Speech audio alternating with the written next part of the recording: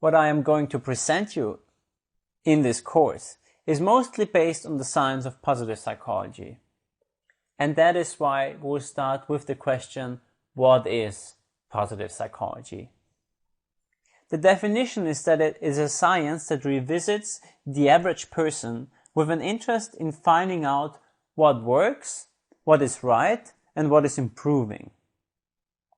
It is an approach within psychology that is meant to complement the majority of traditional psychological research that has been done before, which is marked by a focus on clinical settings and a focus on people with mental illnesses. We'll now explore how it is different to what's already out there and why it is needed. First, underlying this new approach is an understanding that happiness is not the negation of unhappiness. Let's look at these two models here, the disease versus the health model, that demonstrates this kind of thinking. Over the last 1.5 decades, it has become very clear that, for example, overcoming depression does not mean that you are happy and flourishing.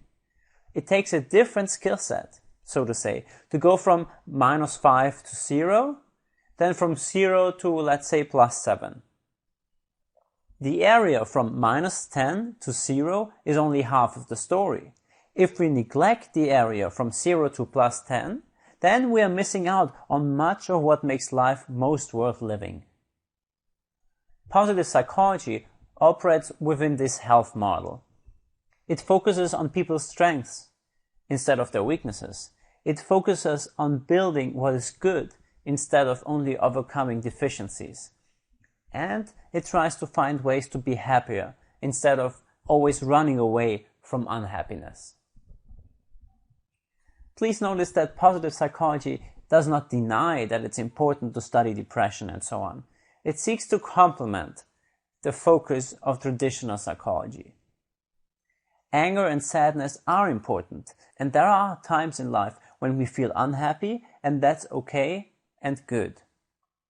We will come to these topics in a class that's at the end of this course, but for now we focus on the positive side of human life. The second reason why positive psychology is needed is that we have to start learning from the best. Positive psychology, as I just said, looks at the positive side of things, looks at the people who perform best, who are the happiest, the most successful, and so on. Because if we want to know more about what makes life really good, it is not enough to study the average person. Let me give you an example.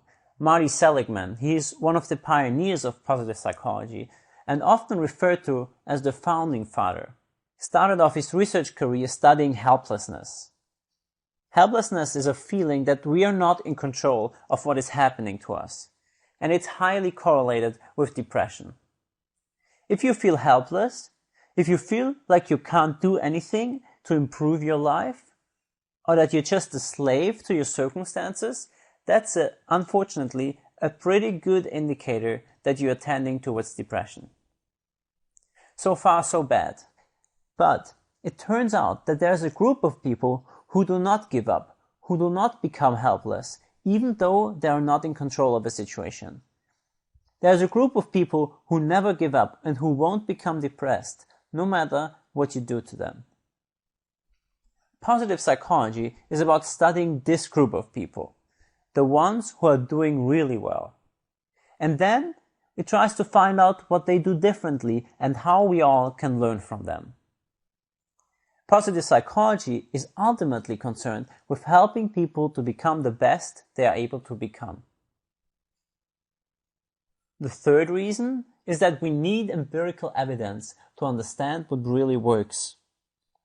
From this perspective, positive psychology can be contrasted to the self-help movement. The self-help movement is characterized by slogans or book titles like these that you see here. 10 steps on how to be happy, and how to be rich and happy, whatever you want, whenever you want. Or 6 surefire ways to get your smile on. In the self-help movement, you have charismatic speakers and very appealing titles, and of course, very interesting topics. But the problem is that they are very often over-promising and under-delivering.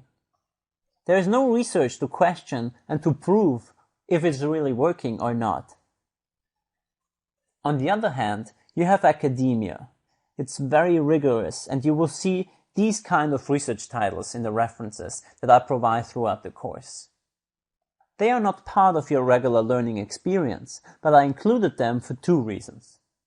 Firstly, because this course is based on scientific research and findings. Hence, I have to provide proof for what I'm saying. And secondly, because I want to give you, those of you who are really interested in research, a chance to learn more about it. But what this course is all about is finding the middle ground. The middle ground between self-help and science. The main question becomes then, how can we apply this research to help us make long-lasting positive change? This middle ground is also what made positive psychology, back when it was taught at Harvard University a few years ago, the most popular course at the university. And nowadays, organizations, consulting companies, governments and schools, all of these are taking on positive psychology. And the reason why is because it works. Because it really works. As you will see throughout this course, if you take the lessons, if you take the research and apply it to your lives. Here's a quick roundup of this lecture. Positive psychology is the science of what makes life good. It looks at what works, what's right, and what's improving.